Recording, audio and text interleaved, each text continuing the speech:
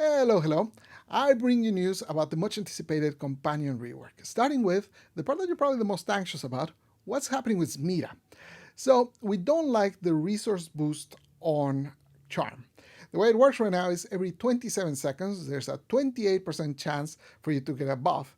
And out of that, there's a 10% chance for you to get the resource buff. So that means 2.8% chance every 27 seconds for you to get the buff you want. So what happens in practice is players will kill an enemy, they'll see the resource they want drop, and then they'll just wait around for several minutes at a time until the buff comes up, and then they'll pick it up.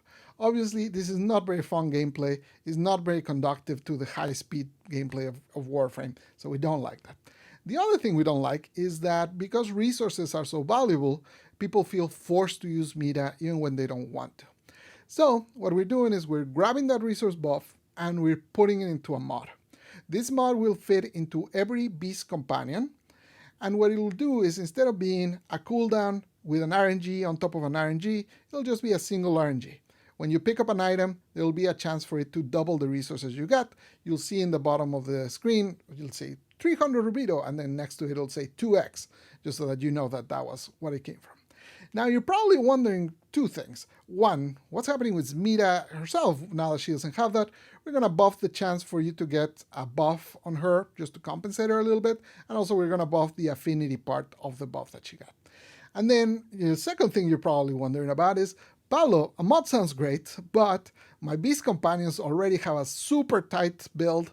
There's no way that I can fit another mod in there. So how am I going to do that?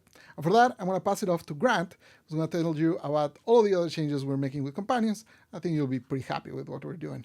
Bye. Thanks, Pablo. As Pablo said, I'm Grant. I'm a senior gameplay programmer here at Warframe. Last year, I worked on Companion Rework Phase 1, and I'm back for Phase 2. Beast modding has always been a bit of a tight squeeze. You've got 10 mods to fit survivability, utility, damage, abilities, you name it. It's a lot, and how we're going to solve this is we're going to take all these attack mods and move them into new special pet weapons tied to your pet.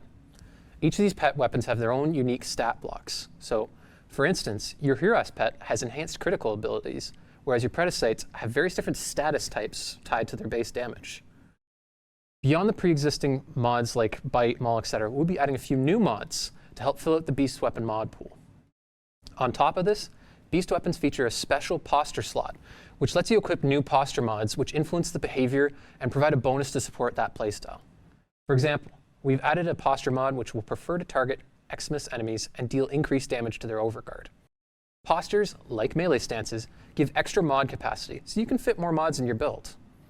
And speaking of behaviors, we will be making systematic improvements to how your pet moves and attacks, so that their attacks are more visible and useful.